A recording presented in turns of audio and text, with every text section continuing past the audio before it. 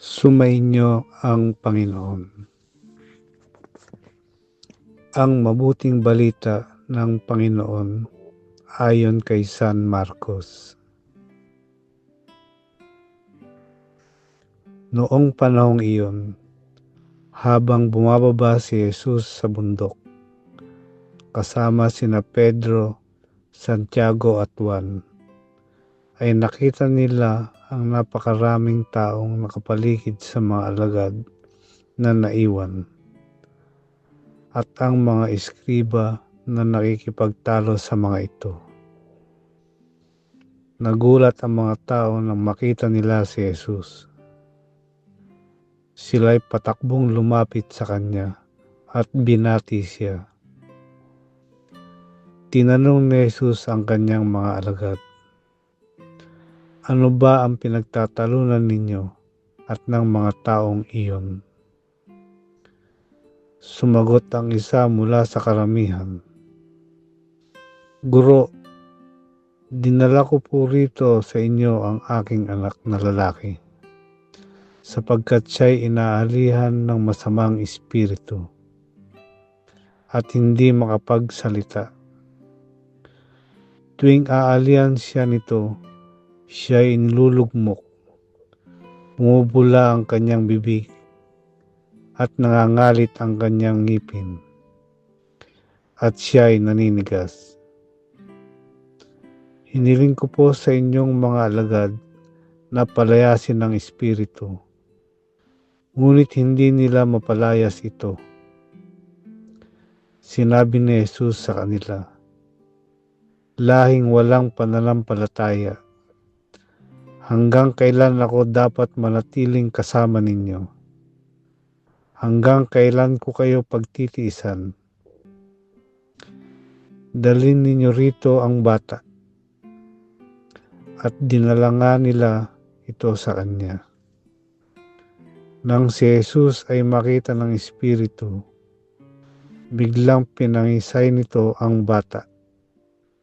Anupat napalugmok ito sa kanya at gumugulong-gulong na bumubula ang bibig. "Kailan pa siya inalihan ng masamang espiritu?" tanong ni Jesus sa ama. "Mula pa po sa kanyang pagkabata," tugon niya. "Madalas siyang ihagis nito sa apoy at sa tubig upang patayin. Kaya kung may magagawa kayo, babag po kayo sa amin at tulungan niyo kami." "Kung may magagawa," ulit ni Jesus. "Mapangyayari ang lahat sa may pananalig." Kaagad sumagot ng malakas ang ama ng bata, "Nananalig po ako. Tulungan ninyo ako bagamat ako'y nagkulang."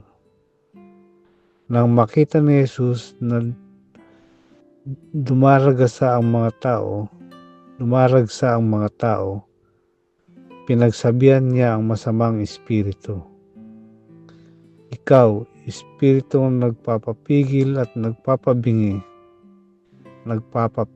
nagpapabingi, iniuutos ko sa iyo, lumabas ka sa bata at huwag ka nang papasok sa kanya." Nagsisigaw ang masamang espiritu, pinapangisay ang bata at saka lumabas. Naging mistulang bangkay ang bata, kaya't ang sabi ng marami, "Patay na." Subalit siya'y hinawakan ni Jesus sa kamay at ibinangon at tumindig ang bata. Nang pumasok na si Jesus sa bahay, palihim siyang tinanong ng kanyang mga alagad, "Bakit po hindi namin napalayas ang espiritu?"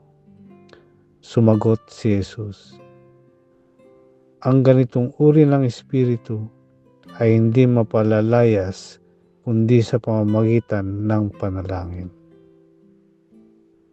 Ang mabuting balita ng Panginoon.